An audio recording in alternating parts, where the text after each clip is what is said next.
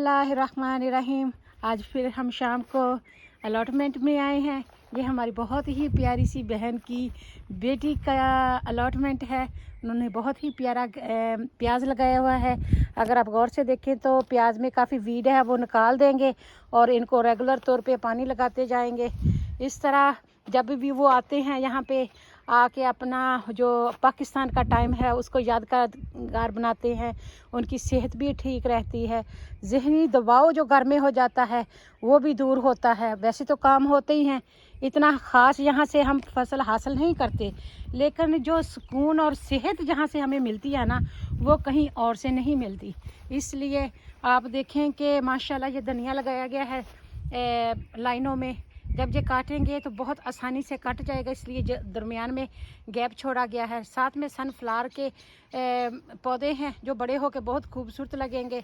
इसको सतबरका भी कहते हैं और इंग्लिश में इसको मैरीगोल्ड कहते हैं। ये भी फूल लगे हुए हैं। ये जो फूल हैं ये खाए भी जाते हैं, एडिबल हैं। और दूसरा ये इसकी मेडिसिन भी बनती है।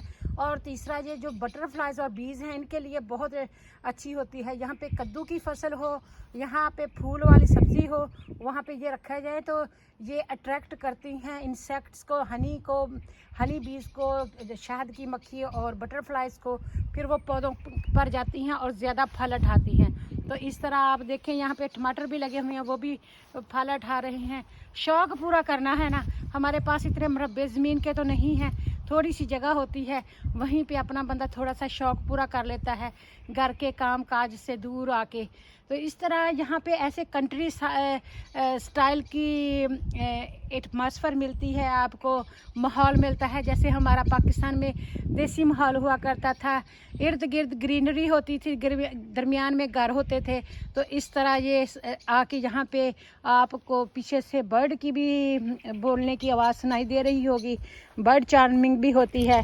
तो इसी तरीके से अगर आप देख लें तो इधर भी लोगों ने बहुत ही प्यारे तरीके से यहाँ पे अलॉटमेंट बनाए हुए हैं। कोई अलॉटमेंट ऐसा नहीं है जो अब खाली हो, सब के सब रिजर्व्ड हो चुके हैं, लोग वेटिंग लिस्ट में चले गए हैं। तो यहाँ पे ये लेटस लगाया गया है। तो अगर मैं वहाँ से शुरू करूँ, इसको कहते हैं रेज्ड बेड। और इसमें नीचे घास फूस डाल के, कंपोस्ट डाल के ऊपर मिट्टी डाली जाती है नरम नरम। फिर उसको लेवल अप करके इसको लाइनों में लगाए जाते हैं। सबसे पहले सोए लगाए गए हैं जिसको डिल कहते हैं। यहाँ पे कोई तरबूज या कद्दू वगैरह हैं, टिंडे वगैरह हैं। फिर यहाँ पे लेटस है जिसको सलाद के पत्ते कहते हैं। यहाँ पे रेडिश है, ये भी, इसके पत्ते भी खाए जा सकते हैं। और नीचे जो इसकी मूली टाइप मिलती है रेडिश, वो भी अच्छी लगती है। थोड़ा सा पांसली है या धनिया है। तो इसी तरीके से परे भी आप देख सकते हैं वो कद्दू लगाए गए हैं और टमाटर है, मिर्चें भी लगी हुई हैं। अगर मैं आपको क्लोज लुक करके दिखाऊं तो यहाँ पे देखें ये चिलीज़ भी लगे हुई हैं। और जब आप ऑर्गेनिक फूड अपने घर का खाते हैं, बेशक वो थोड़ा होता है लेकिन उसमें बरकत भी बहुत होती है, मज़ेदार भी बहुत होता है और सेहत के लिए भी मुफीद होता है। जितनी भी फूड आप ख़रीद के लाते हैं दुकानों से, उनमें इतने केमिकल्स डाले जाते हैं कि जो मुज़र सेहत होते हैं, सेहत के लिए बहुत ही नुकसानदेह होते हैं। यहाँ पे ये भी एक मेंबर है अलॉटमेंट का, तो उसका अलॉटमेंट है, उसने मटर लगाए हैं बहुत ही नफीस तरीके से, बहुत ही अच्छे तरीके से लाइनों में लगा दिए गए हैं। और चिकन नेट लगाई है इर्द गिर्द ताकि उसके ऊपर क्लाइम अप हो जाए। और साथ में चने लगाए गए हैं, टमाटर लगाए गए हैं, आलू लगाए गए हैं।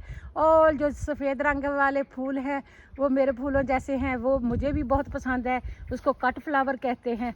और ये हेज में थोड़ी सी ब्लैकबेरीज लगी हुई हैं। इसके ऊपर भी अगर देखें तो हनी भी लगती है। मैं ये मानना है कि अगर वो केमिकल्स, वो स्प्रे, वो चीज़ें जो एक जानवर को या किसी हशरात को मार सकती हैं, क्या वो हमारे अंदर जाके नुकसान नहीं देंगी? बेशक वो हमारे अंदर कैंसर जैसी मोजी मर्ज पैदा करेंगी। तो इसलिए आप जितना कोशिश हो सके तो आप अवॉइड करें केमिकल्स को, हाश मेडिसिन जो भी आप फर्टिलाइज़र डालते हैं, बिल्कुल ऑर्गेनिक कोशिश करें उगाएं। कम से कम जितनी पालक, धनिया, मेथी वगैरह हो सकती है वो तो उगाएं ना। सारा कुछ नहीं होता है, हम भी दुकानों से लेके खरीद के लगाते हैं, तो फिर आप भी लगा सकते हैं, ये कोई बात नहीं। लेकिन कोशिश करें कि grow your own food and vegetables. फिर आप अप्रिशिएट भी करते हैं कि आपने कितना अच्छा बनाया है और कितना अच्छा आपने उगाया है। ये भी फूल बहुत ही प्यारा है। सूरज की जो शुआएं हैं वो मेरे पीछे से आ रही हैं, इसलिए यहाँ पे लुक जो है वो बहुत ही अच्छा है। तो ये निकी का गार्डन है। ये पर्पल फ्लावर मुझे बहुत प्यारे लग रहे हैं, फिर मैं इसके करीब इसका फ़ोटो बनाने के लिए आई हूँ। और इसी तरीके से आपको मैंने बताया था ना कि 7 बरके के जो पौधे होते हैं वो दरमियान में रह जाते हैं, ये पौधों के लिए बहुत अच्छे होते हैं। ख़ास कर आपने यहाँ पे देखा है कि ये ब्रॉड बीन्स होते हैं, इसको बटन भी कहते हैं लोग, मीट के साथ इसको पकाते हैं। तो ये इनके ख़त्म करने के लिए ये बहुत ज़रूरी होते हैं। यहाँ पे कोजेट वगैरह भी लगाए गए हैं, मैरीगोल्ड के पौधे इस तरह भी हैं और इस तरह पॉट में लगाए गए हैं। तो फिर इनको पानी ट्रे में से दिया जाता है। यहाँ पे एक और गार्डन है। जो लोग अपने गार्डन को प्रिपेयर करके सारे विंटर में रख लेते हैं, ब्लैक शीट लगा लेते हैं और ज़मीन में जितना भी फर्टिलाइज़र डालना होता है, नेचुरल खाद वगैरह डालनी होती है, वो डाल देते हैं, तो वो उनका गार्डन जो होता है समर में बहुत ही अच्छा होता है। और जो तैयारी करते हैं गर्मियों में थोड़ा सा टाइम होता है अच्छे समर का, तो वो ऐसे ही गुजर जाता है। तो इसलिए यही बेहतर होता है कि कार्डबोर्ड वगैरह रख लें, या आप कुछ चीज़ रख लें जिससे आप अपने जो है ग्राउंड को ज़्यादा खूबसूरत बना सके। और यहाँ पे भी अगर देखें तो मेरी तरह की कोई फूलों का शौकीन है जिस पे उन्होंने कॉर्नफ्लावर लगाया हुआ है। इस फूल का नाम है कॉर्नफ्लावर। और यहाँ पे रेड स्पिनच भी लगाई गई है और देखने में भी खूबसूरत लगती है और शौक भी पूरा होता है। तो इस तरह का यहाँ पर सीन है।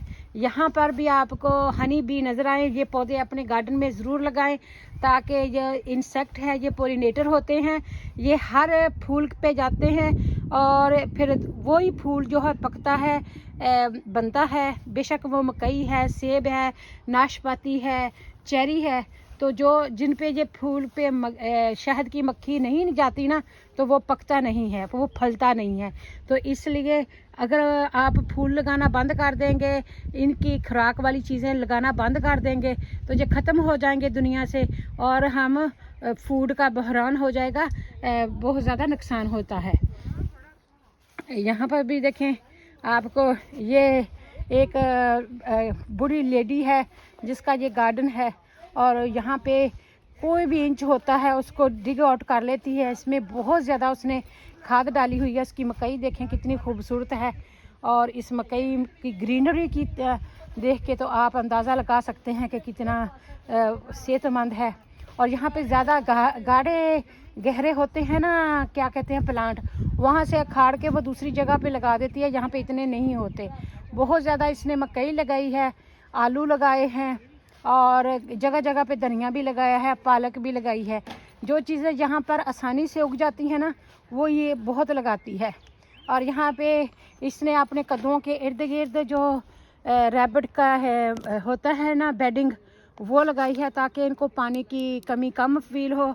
और यहाँ पे इस तरह इसका गार्डन है। हम जब भी दूर से देखते हैं तो ये बहुत हार्ड वर्किंग लेडी है। एक जगह से शुरू होती है, दूसरी एंड तक ये सारा डिग आउट करके जाती है।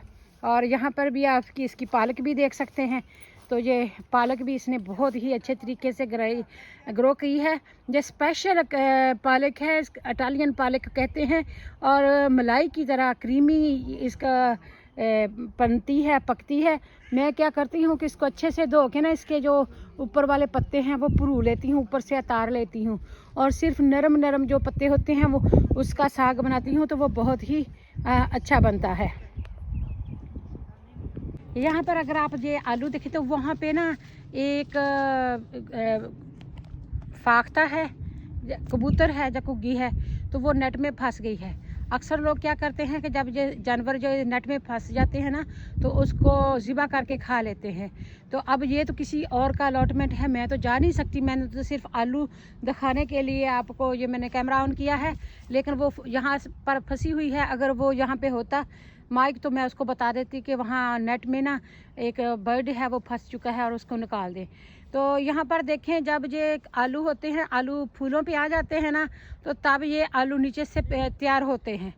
और आप आलूओं की ग्रीनरी को देख के आप अंदाज़ा लगा सकते हैं कि वो कितना बेहतरीन है।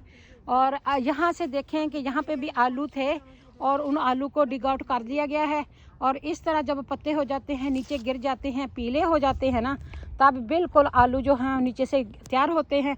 जितनी जितनी ज़रूरत होती है उतना उतना आप आलू डिग आउट कर लेते हैं, क्योंकि फिर जो फ्रेश होती है वो ज़्यादा बेहतर होती है। बाजी वो देखो ना घुग्गी फंसी हुई है, उन्होंने काट दी है।